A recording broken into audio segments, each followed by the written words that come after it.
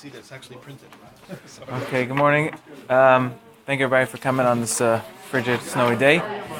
I just wanted to start off this year is a little nishmas, my two grandfathers, my paternal and my maternal grandfather, Rav Shalom Dov Ber ben Rav Chaim Nachman Kowalski and Rav Shlomo Dov ben Mordechai Shapiro. Both of them, the Yortites were the past week and a half, and they were both dedicated their lives to teaching Klal Yisrael Torah and Avodah. They were both Rabbanim for almost their whole adult life.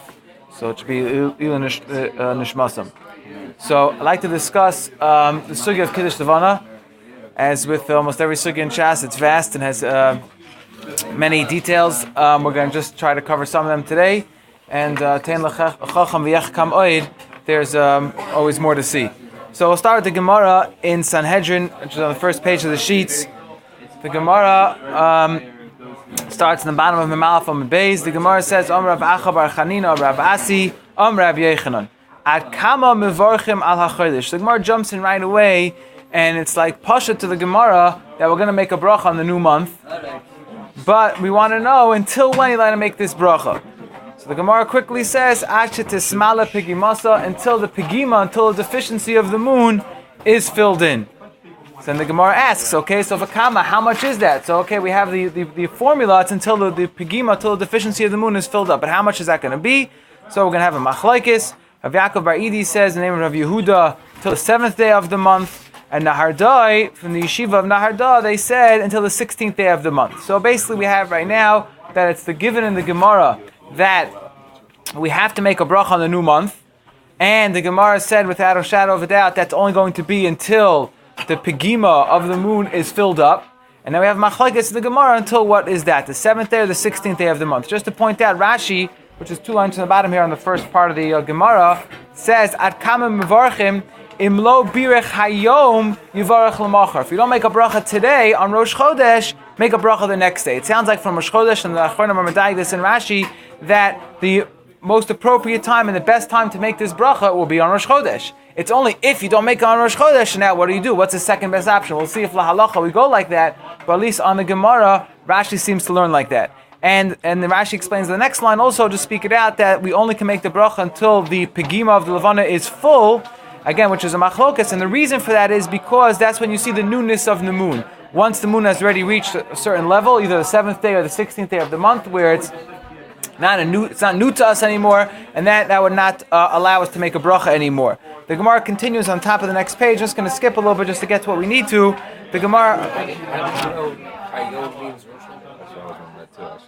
Well, Gemara is coming off discussing the Bezdin. Look at the Gemara before, and it's in Sanhedrin. We're talking about the beginning of the month, how Bezdin proclaims the month, etc. How much you need for how much of a Bezdin do you need to proclaim Rosh Chodesh? And the Gemara continues. Okay, so now how long can you make the bracha for? So Rashi says, well, if you didn't make it today, you can make it. Meaning, we're talking about the context. Seemingly, is from Rosh Chodesh. I mean, I would think it means if you don't do it today, which whatever that first day is, okay, tomorrow, the next day. Pashas, the given of the beginning of what we're discussing is Rosh Chodesh. That's the context of the Gemara. The Gemara continues on Membeis and Alf, a couple lines down from the top. It's about 6-7 lines down. The Gemara says, Om Rav Acha bar Chanina, Om Rav Asi, Om Rav Yechanan. Anybody who makes the bracha in its appropriate time of being mekadesh the moon of the month, it's a great maila. It's as if someone has greeted the Shechina. How do we know? The Gemara makes a drasha. The pasuk says in yesterday's parasha we learned hachodesh hazeh lochem uksiv hasam, and it says by the Shira Sayam zeh kelim aveyu. So the zeh and the zeh teaches us a revelation of the Shechina. So it's an amazing thing. It's not a Shemona Esrei. It's not something, that's only once a year. It's not an Eilah on Yom Kippur. It's kind of a monthly occurrence. And nonetheless, the Gemara gives it this great maila of saying this bracha properly as if we're makabel the Pnei Shechina. The Gemara continues, as we know, we say this in the Kiddush Levana monthly, Tan Deber Rabbi Shmuel, El Malay Loizachu Yisrael Lahakbil Pnei Avim Shbashman Kol Chodesh V'Chodesh Dayam. If we only would greet, makabel Pnei Shechina once a month, it's already a great maila. And Amar Abaye Hilkach Ne'amru Me'uma. Therefore, because of the great, chashivas that we're attaching to Kiddush Levana, as Rashi explains, therefore it's appropriate for the Kavod HaShechina to say this bracha standing. And the Gemara says, Reimer Amar Zutra Mekasvi Ahadadis. That's machlekes Rishonim exactly what that means. For simplicity's sake, we'll say that the Rishonim explained that they were elderly, it was hard for them to stand, but since this bracha had such chashivas, they would lean on each other's shoulders to support, or on their friends' shoulders in order to support themselves, even though they were old, it was hard for them to stand. They would make sure to stand up. The Gemara continues, what's the nusach habracha that you actually say? We're discussing the bracha the whole time. What's the? What's the nusach habracha? So first the Gemara suggests in Eretz Yisrael, they just said a short version of the bracha, Baruch Mechadesh Chadashim. Blessed is the one who, renews the months. Now the Gemara says a very interesting expression. Amar lei, so Rav Ashi responded to Rav Acha, hi, if that's your nusach habracha, nashi didan nami mevarchi. Even women can make such a bracha. We'll have to see later exactly what was his response. Let's now translate it as, it's a very simple text, and that even women can make. We're looking for a more sophisticated bracha. Which the Gemara responds, which the nusach that we were familiar with. So he says, Elokid Rav Yehuda, Dam Rav Yehuda, etc. Baruch Hashem b'ma'amore bar shechakim, etc. It's a beautiful nusach habracha, which a lot of pirushim on it itself. But the time for now, we're not going to focus on it so much. But the Gemara concludes with basically saying the nusach habracha that we are familiar with, that we just said either last night or a couple nights ago when we did Kiddush Levana for this month. Sure. The fact that the Gemara here says even women can make such a bracha, no one had mentioned that when we were talking about whether women are chayav. Okay, we'll get to that shortly with the women's obligation. But let's just, no one brought that line up. Some did. We'll get there. Hold on. But so again, let's just recap. We have the Gemara introducing to us this concept that it's a given that we got to make this bracha on the new month, and everyone agrees it's atetismale pigimas until the deficiency of the moon is filled up. The question just is, how do we gauge that? Is it the 7th of the month or the 16th of the month? And we know as we paskin, it goes halfway through the month. The Gemara then got into a discussion of this, how great the bracha is, that it's as if we're makabel pnei Shechina, and therefore we have to say it standing. And the Gemara concluded with the first suggested nusach habracha was a shortened version of the bracha. And the Gemara retorts that that's not a sophisticated enough bracha. Even women can make that bracha, and therefore we give the longer bracha, which we're familiar with. Was that a literal response when he said that even women can make that's the bracha? That's going to be machlekes coming up shortly. So I would like to start with 4 basic questions and try to cover as much as we can of them during our discussion. The first question is, what is the essence of this bracha? As we know, there are various categories for brachas. There's birchas hananin, like we make on food. There's birchas ha-mitzvos, like we do on, let's say, before we eat matzah or other mitzvos or shofar. Or there's birchas ha-shevach, of things we do to praise the wonders of Hashem's creation. So what is the gather of this bracha of Kiddush Levana? Is it a mitzvah bracha? Is it a hana bracha, because I'm benefiting from the light of the moon? Or is it just a shevach, like we say, like when you hear thunder? Right, we're in amazement at the creation of Hashem, the loud thunder. We make a special bracha of shekochok v'rasam ha'olam. So what exactly is the gather of this bracha? Second question, which is really interconnected, is what is the idea behind this mitzvah of saying the bracha?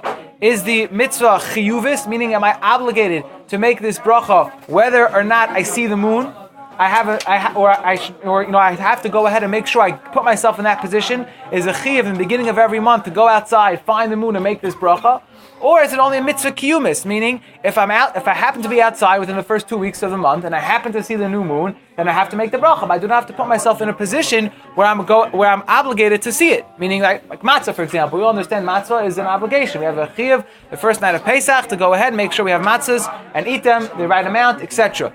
That's a chiyuvis. But certain mitzvahs are only kiyumis. If you find yourself in that situation, for example, mitzvah to shecht meat. There's a mitzvah, if I want to eat meat, that I have to go ahead and shecht it properly. If I want to become a vegetarian, or for whatever reason I don't want to eat meat, I don't have to do a shechita except for karbanos, etc. So, what is the gather of this mitzvah of Kiddush Levana? Is it obligatory that I have to go ahead and make sure I put myself in the position that I can make the bracha? Or is it only if I find myself in the situation where I see the new moon, I'll have to make the bracha? The third point I'd like to discuss is what's this special uniqueness of Kiddush Levana that's Ki'ilu Makabel Pnei Shechina, that special over here by the new moon. All of a sudden, Chazal go out and are maflig b'dibur, that give us great expression of its Makabel Pnei Shechina. And lastly, I want to try to discuss why we call it Kiddush Levana and why not Birchas Levana. It's commonly referred to as the Kiddush HaLevana. Seemingly, we should just say it's Birchas Levana, making a bracha on the new moon. Okay, so let's go to the next page, which is a quote from the Tur.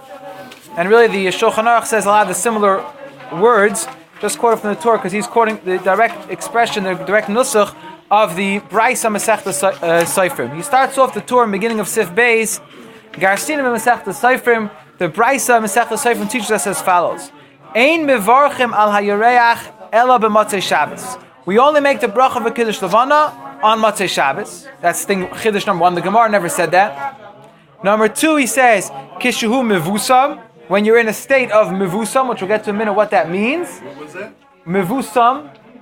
We'll see. We'll define that shortly.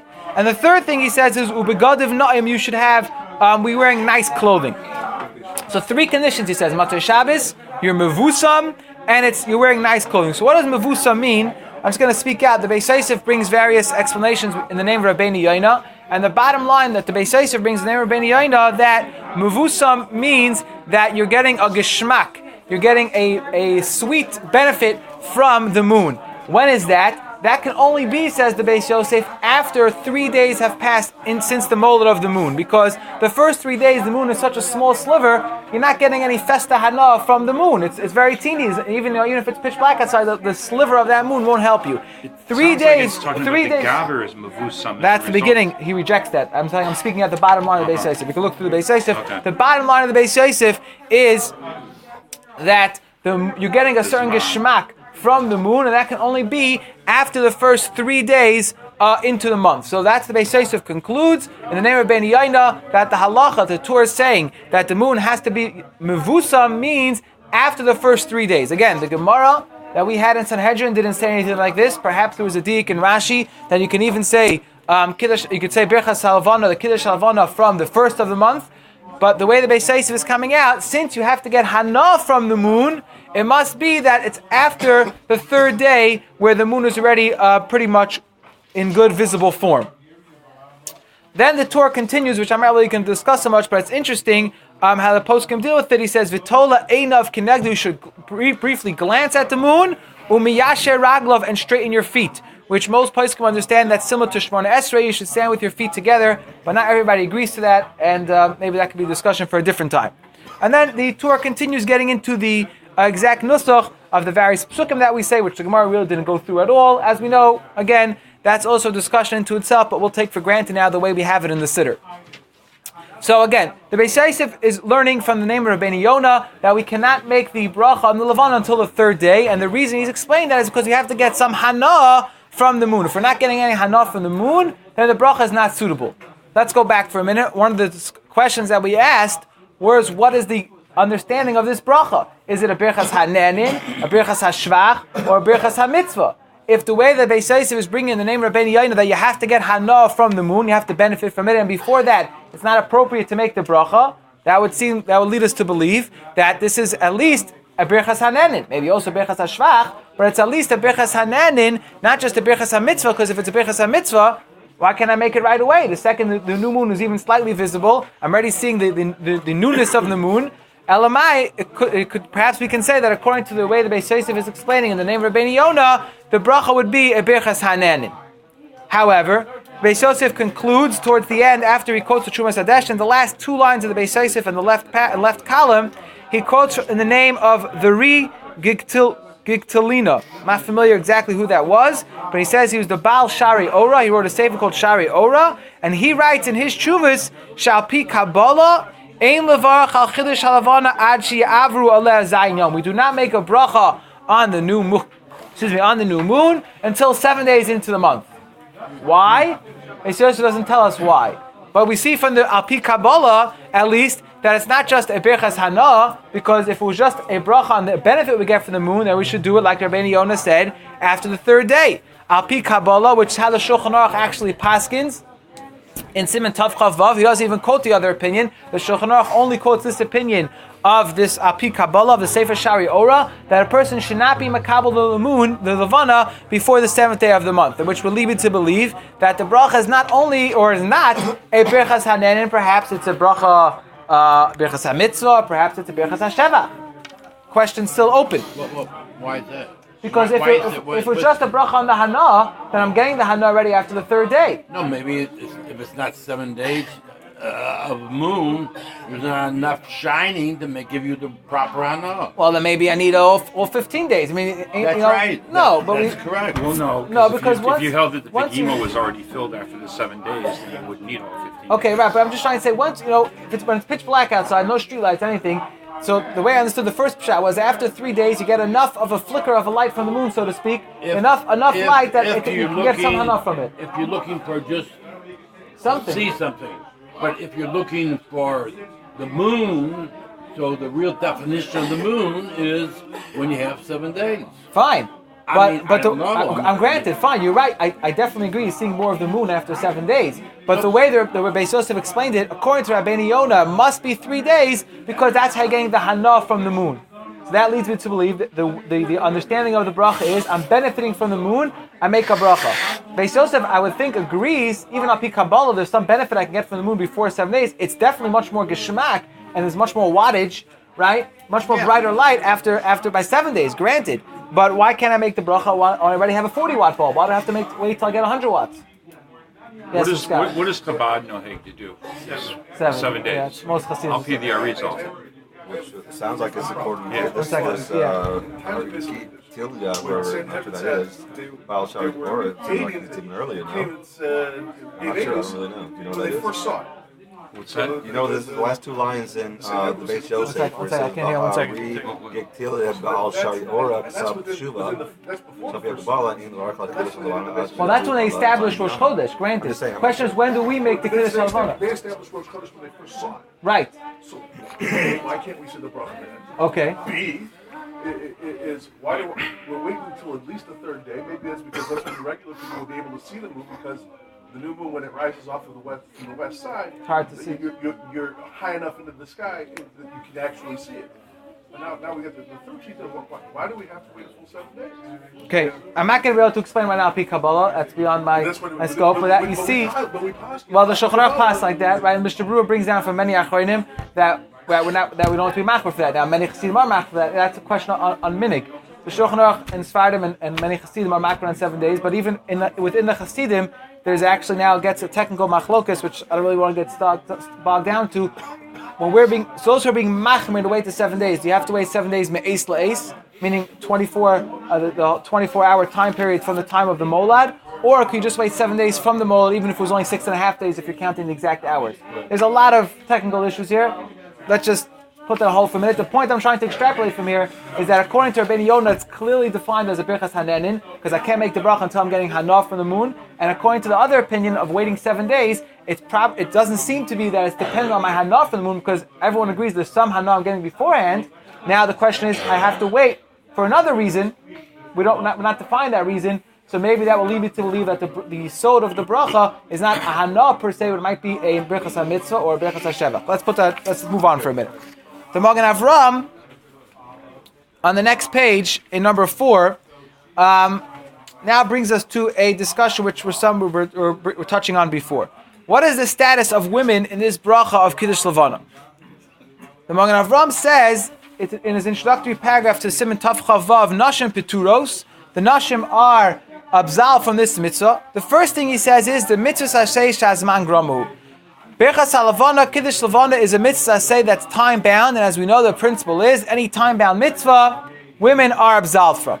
Asked the Magen Avram a question on himself, V'afal gav, dehei mekaimos kol mitzvah say, women are accustomed to doing many of the mitzvah say which they're absolved from, kigon sukkah, matzah, etc. All matzah is different, but okay, many mitzvahs they'll put themselves into shofar, that even though they're not technically obligated into it, they do it anyway. So why is it not the custom for women to do Kiddush Levana?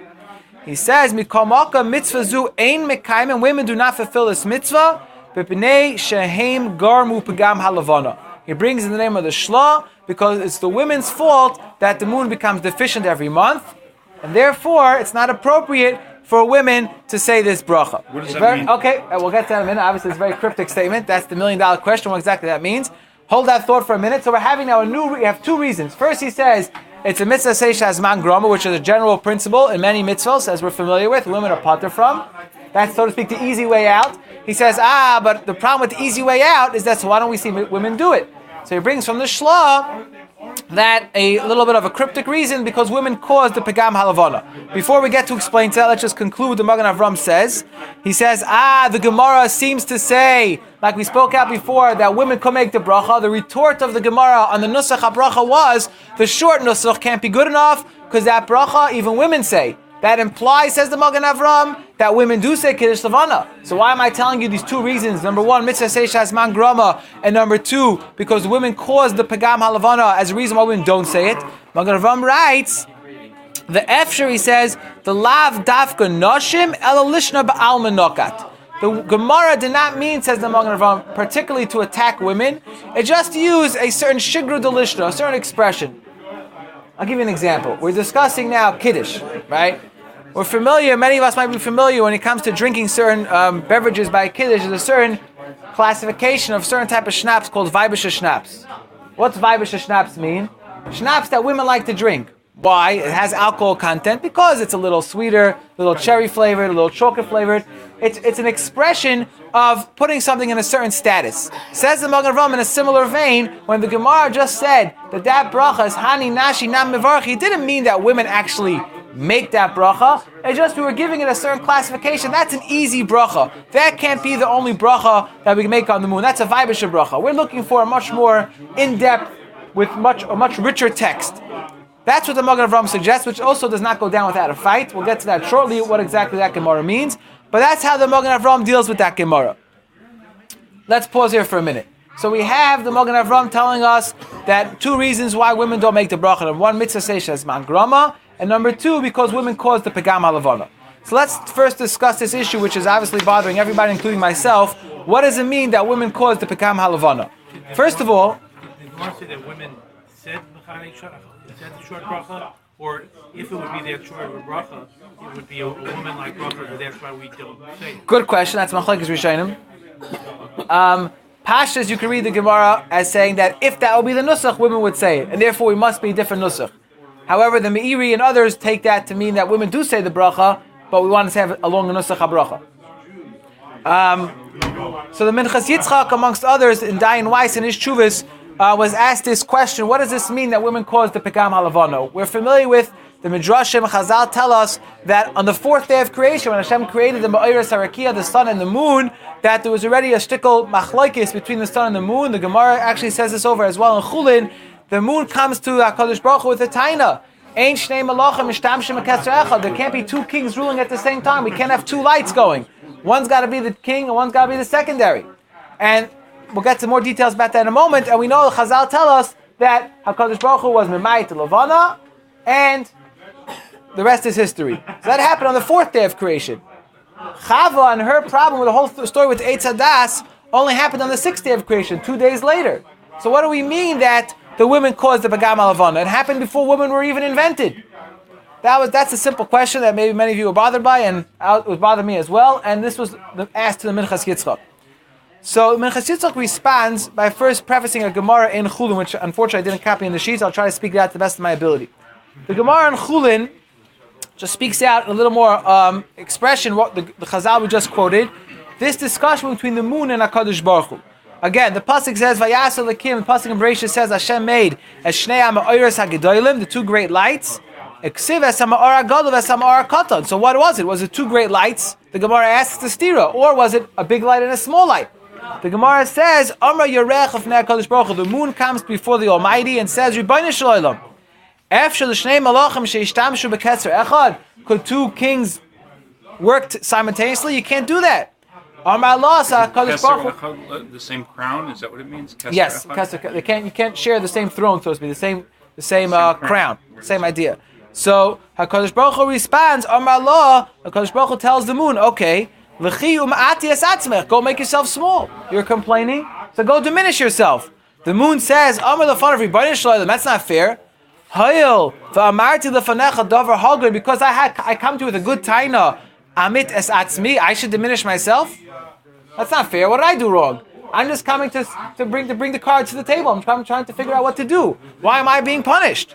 So HaKadosh Baruch Hu responds, okay, Amar Allah, L'chi u'moshel biyom u'balayla. You can rule night and day. Meaning, the Rashi explains, the moon is visible at night and also visible by day, and the sun is only visible by day. So the moon will have this mila. But the moon was not satisfied. Amr lei ma'ir busei. That's not a help. Shraga b'tiara mai mahani. An extra candle during a brightly lit day is superfluous. So fine, very nice. You're pacifying me, says the moon, by letting me appear during the day. But that's not really accomplishing anything. I'm just being the sixth wheel, fifth wheel, whatever you want to call it. Nothing, right?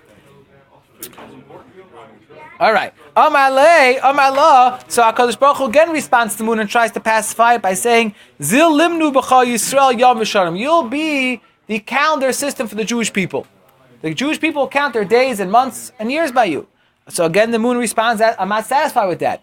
Amar le yoimanam efshar. Even for using me for counting is impossible. L'omani beit tekufasa, etc. You still need the sun to figure out the seasons, as we spoke about other times, and we know we're always balancing the lunar with the solar calendar. So even though you're giving me this great chashivas, the moon says, of being the calendar system for the Jewish people, I'm not really getting my own independent crown, because I'm still going to always be dependent on the sun.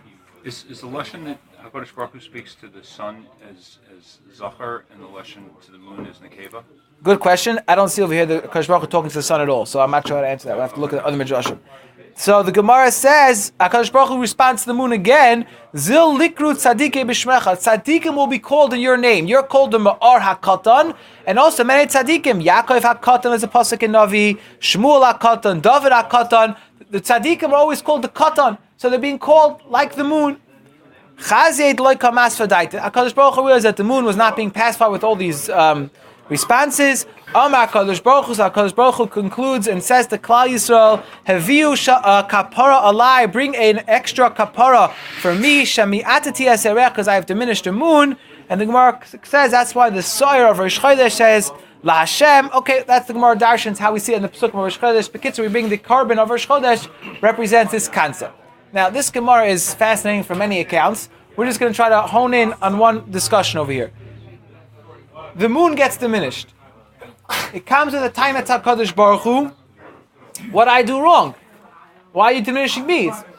So, what was the give and take? What was that back and forth? And that part of the discussion, what happened that the moon came with a taina that two kings can't use the same crown, and HaKadosh Baruch Hu says, okay, lechi im ati atzmeich. So Minchas Yitzchak wants to explain. He says, first of all, he prefaces his words by saying, all these sugyas shayachim lehabayim b'soid Hashem. They're really applicable to those people who are steeped in the ways of Kabbalah and understand the secrets of Hashem. He writes, Mikol Makam, however, Efshel lahasber inyan, I could try my best to explain it based on a sefer called the Sefer Leiv Aryeh, which is a classic Achron on Masechtas Chulin. And he explains as follows.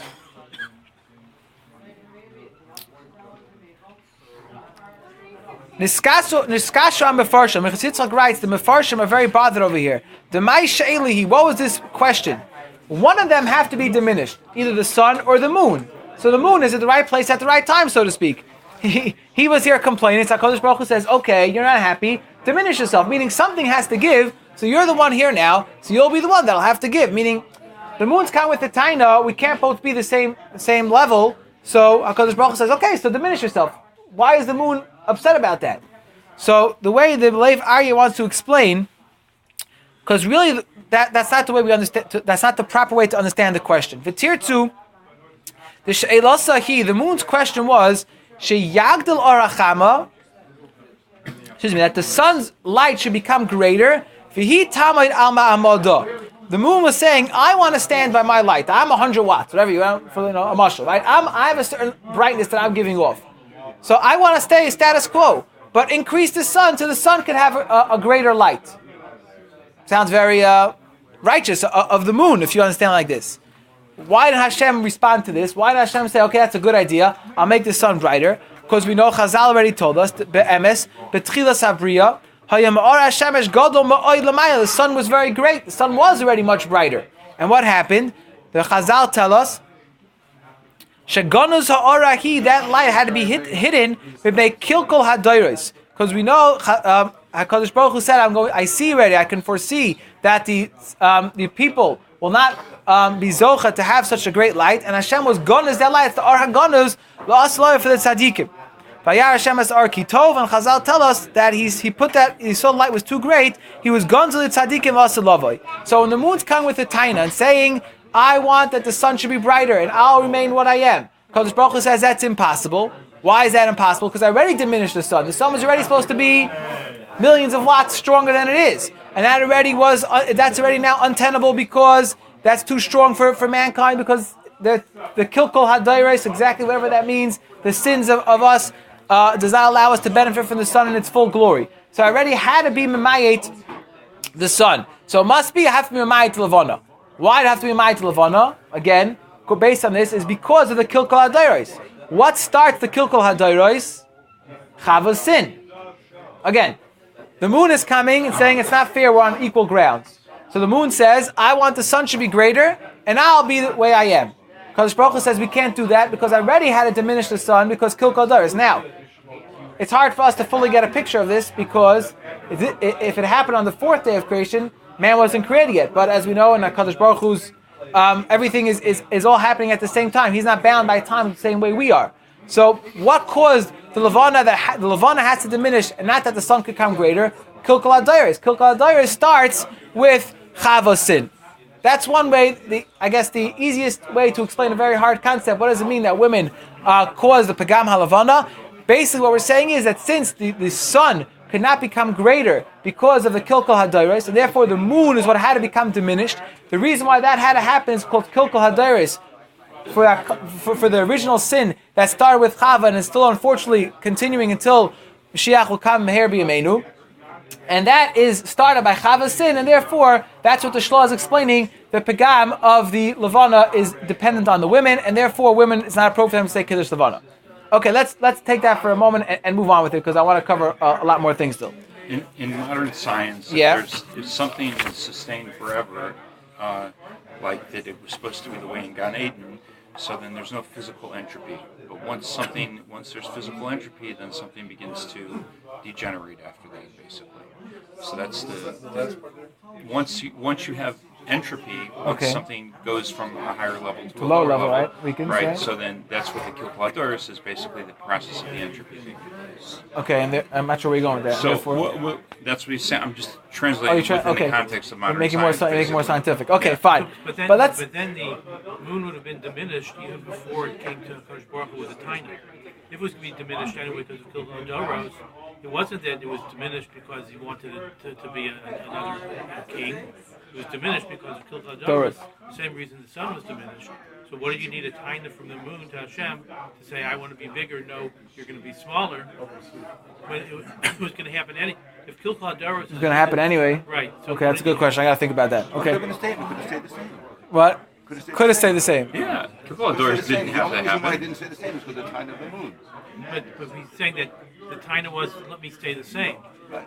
And then he said, no, well, because you and asked then make that, the sun bigger. But we can't make the sun bigger because kilkul hadairos. Right. Oh, you're saying, okay, we got to work this out. I got to cover ground. Okay, all right, we got to cover ground. This took longer than I thought. So I'm going to cut out for a minute. There's a great Chachma Shleima which discusses mitzvah seisha zman groma and a chuvas elf shleima. I'm happy to speak it out afterwards if we have more time. But I want to cover a little more ground about suma. So the Magen Avram concluded that a suma is chayav l'kalash halavana. Now I want to go back to our question, which we're not really going to be able to fully answer, but the Magen Avram says a suma, a blind person, is obligated to say Kiddush Levana. Kiv Eger on the spot argues and says a suma cannot say Kiddush Levana. That should also l'chora be dependent on the understanding of the bracha. If it's a birchas hanenin, I'm getting hana from the bracha, then a suma, a blind person, is not getting hana, pashas from the moon. Therefore, it makes a lot of sense. Kiv Eger is saying that a blind person will not say Kiddush Levana. If you understand that the bracha is a birchas hashevach or a birchas hamitzvah, I would like to say, then it can make sense that a suma can still make the birchas hamitzvah, even though he does not necessarily get hana from the moon. Something to think about. Correct. Excellent question. Okay, we can discuss it later.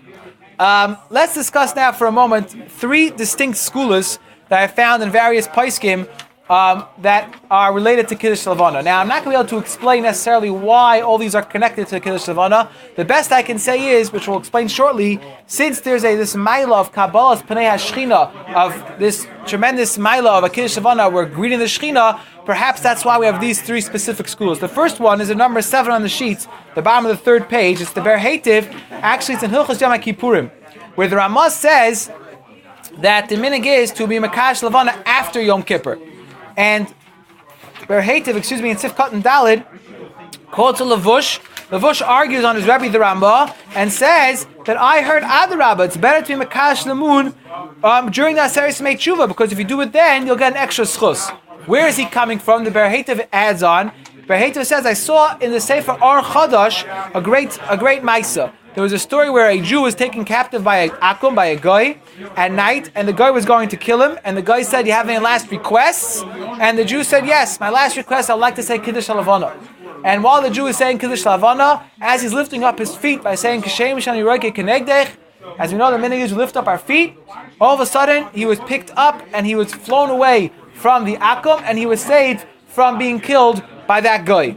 The Ber Heitiv concludes he heard that anyone who's Makadosh Levana properly from that day on for the rest of the month, he has a guarantee that he will not suffer from a Misa in that month.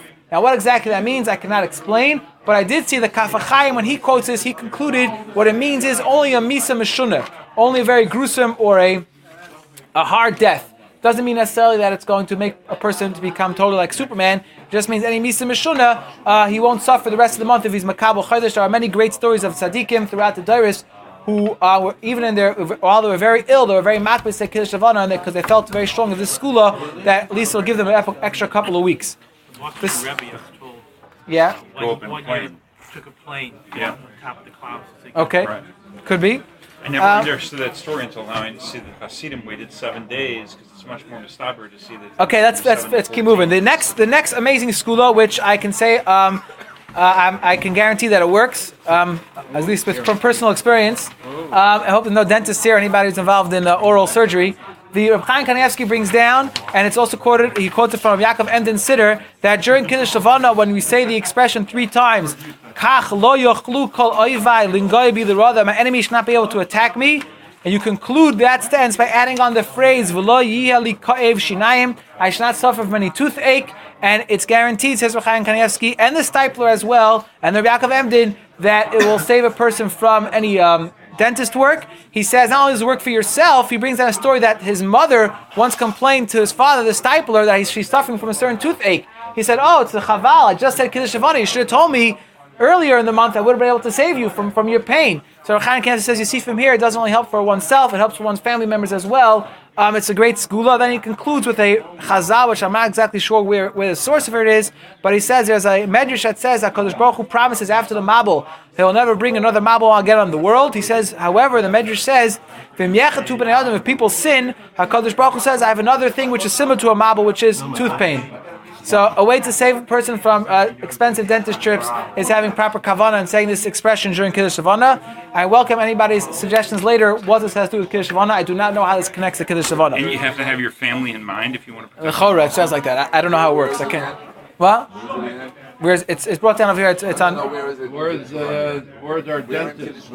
After the sentence, Kach lo yochlu kol oivai lingoy bi l'ra, conclude v'lo yiheh li ka'ev shinayim. 3 times. It could be the Stipler held that his wife couldn't say Kiddush Levana. That's why he had to say it. But you see also that it works for her. That could be right. The third and skula. For a male. Another male. All right. So the third skula, which I heard many years ago, before I was married, was that the Kaf HaChaim brings us down. This is interesting. You see a progression here from how a Hasidische Vart got transferred into a Svardish Sefer first. The Kaf HaChaim, which is a Svardish Sefer, brings in the name of the Ruach Chaim, which is also Svardic Sefer, written by Rav Chaim Falagi, the chief rabbi of Izmir, Turkey, in the late 1800s. He writes that Bachrim who are looking for a shidduch, he writes, Yilmdu lahem l'skula, you should teach them the following skula, Shlo ya'avdu lomer birchas Levana b'kavana u'b'tzibur, they should not miss out on saying the bracha on the Levana with the right intention and b'tzibur. He says, Kemosha Kasav b'sefer Hamidus l'Romeinu harav Nachman. Look in the Sefer Hamidus of Nachman Breslov, you'll see it's a skula to say Kiddush Levana for a shidduch. I looked it up over there, and that's number 10. Rav Nachman Breslov is very short over there, but he says a very cute remez. Why Kiddush? Where you see the hint to Kiddush Levana and shidduchim, he says the word Levana, Lamed Veiz Nun Hey. If you mix up the letters, is the first 4 words of the Mishnah in Ksubis Pesula Nisas Yom Revi a woman should get married on Wednesday evening. Okay, be that as it may, these are 3 segulas. I don't know. Women don't say Kiddush Levana. I don't know. Okay.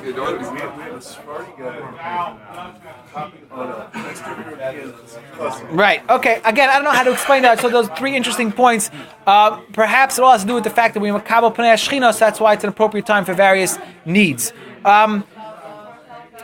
The next step, I just want to quickly speak out. Rav Soloveitchik in the late 1960s was approached with the 2 following suggestions to change Nusach HaTfilah. The first one was after the old city was recaptured, and there were those who wanted to change the Nusach that we say in Nachem on Tisha B'Av. I don't have the exact text in front of me this minute, but they wanted to amend the text because now Yerushalayim was in our hands. And of course, he rejected any amendment of the text and said, we cannot change the text, and he was very upset about it. The second suggestion, someone told him, they wanted to change the text of Kiddush Levana. We say in Kiddush Levana, right? As I'm jumping towards you and I can't touch you. Now we see man can reach the moon. We should amend the text and just say, right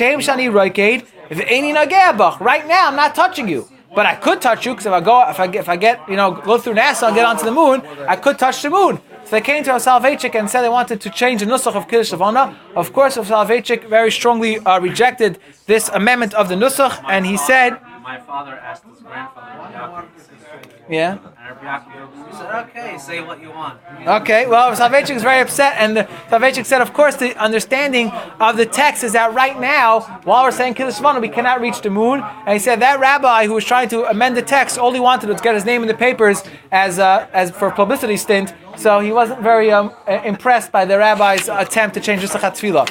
In a similar vein, they're bringing down the next page, number 12, for Rav Yitzchak Zilberstein Shlita. He was approached by a Jewish person who was working as I don't know if he was an astronaut or working for NASA or something like that, and he was also bothered as he was becoming frum. He was bothered by the text of the bracha, and Rav Yitzchak Zilberstein explained to him, you can look it up in a very beautifully way, but basically explained to him a similar thing to what Soloveitchik said, that the Nusach HaBracha just means that we cannot get there in our own human way. If we can invent a machine that takes us up there, that's not what that verse is referring to.